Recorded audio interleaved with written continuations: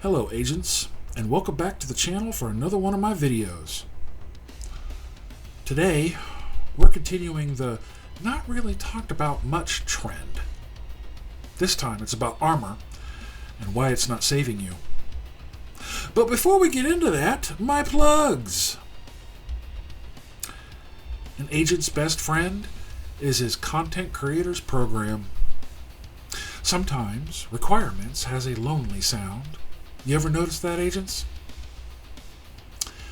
I have partnered with Ubisoft to produce this content. Thanks to Ubisoft for providing me with access to this game and content.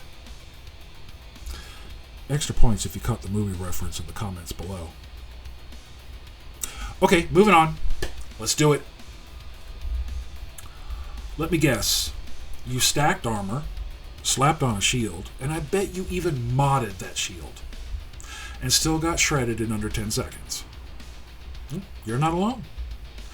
A lot of players think more armor means more survivability. But in the Division 2, even in the First Division, armor is a trap stat. And today I'm going to explain to you why. Okay, let's cover the misconception here. Let's start with what armor actually is. It's just a second health bar. That's it. Nothing else, just a second health bar. And once it's gone, you're done. The problem is that it gives you a false sense of security. You think you could tank, push, or face tank red bars. Oh, he's just a purple, should be easy. It's those yellow bars we gotta watch out for. But armor isn't evasion, it's damage mitigation. And it doesn't fix bad positioning. Don't make the mistake in the Division that various colors means you can immediately and definitively put a threat assessment on them and forget about it. Be honest. How many times did you get one or two shotted by those sniper turrets from a red and you had 1.5 million armor or more? Honestly, the NPCs, especially the Black Tusk, they have armor. Remember, the Division agents are economists. We work with what we have lying around. We're not backed up by a government-operated warehouse of weapons and gear.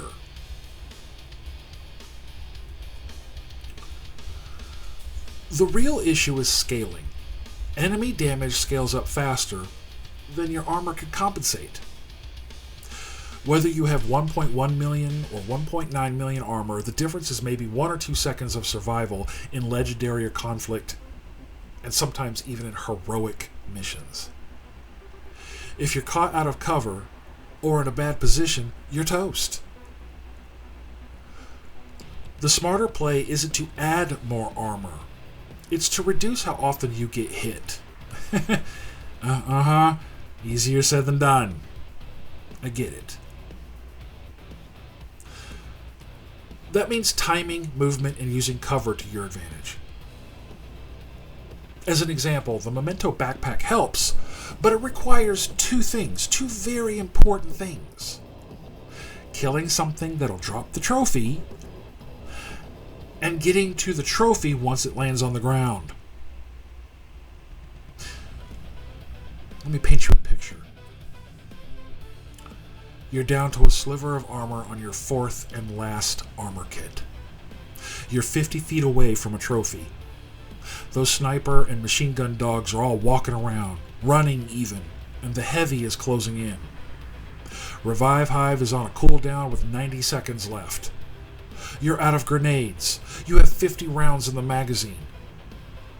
You see all sorts of specialized ammo on the ground, but they can't help your armor. You look a little to your left, just above your head, inches away, a red gas can, ready to explode from the heavy's burst of fire as soon as you peek your head up. That heavy and the sniper dog will get there in 10 seconds. You're not Carl Lewis. You'll be dead before you get halfway to that trophy.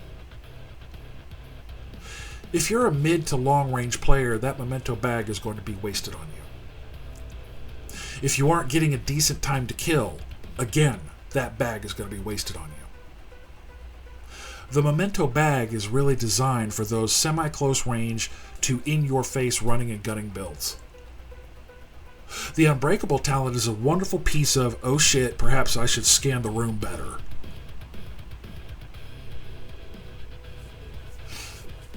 So what works better than stacking raw armor? Well, armor on kill. You could back health as you eliminate targets.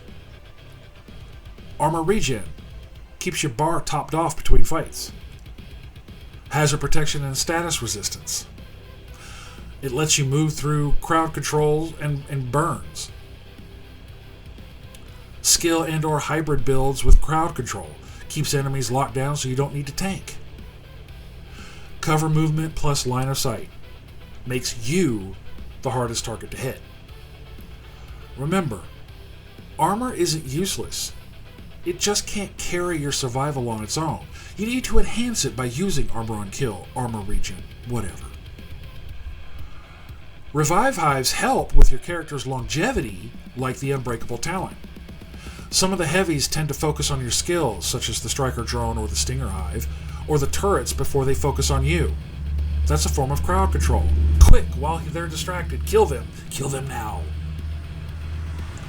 Banshee Pulse is a fantastic for quick control, crowd control. Especially if you're caught off guard and surprised. Foam grenades, chem launchers, EMP sticky bombs, all great tools in your arsenal for crowd control.